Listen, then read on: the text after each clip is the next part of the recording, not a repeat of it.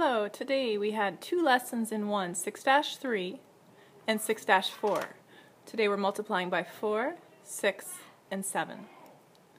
You have learned how to multiply by 2. Today you will use facts you know to find multiplication facts for 4, 6, and 7. The learning target: I can use facts I know to find multiplication facts for 4, 6, and 7. Talked about things that come in groups of 4, 6, or 7. And then we looked at this problem. Ellen made 8 keychains each week for 4 weeks. How many keychains did Ellen make in all? Students recognize this as a 8 times 4 problem. 8 times 4 is 32. We looked at an array to model the problem.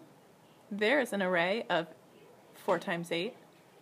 How can the array help you find 4 times 8? You know that this array has 4 columns down and 8 going across. So I can count to find 4 times 8. If you wanted to multiply by 2, not 4, how would you break apart this array? You could put a red line right in between those rows to show that 2 times 8 plus 2 times 8 equals 4 times 8. What do you notice about each fact for the broken array? Students saw it was the same on the top as the bottom.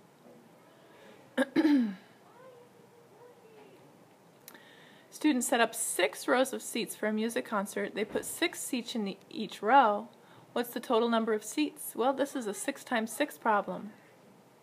An array could help you solve this problem. Here's a 6 by 6 array. 6 times 6 is 36. Now this is not the easiest multiplication fact to memorize. If you looked at the first array, which is 6 times 5, and you knew that because you can count by 5s, you would only need to add 6 more to find 5 times 6.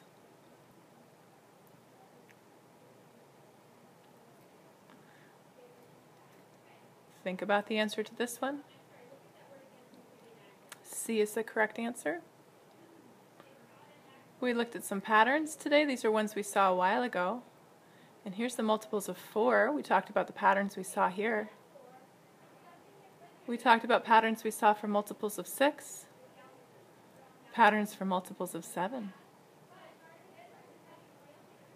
We looked at a multiplication chart and talked about making our own chart. And that was it for today.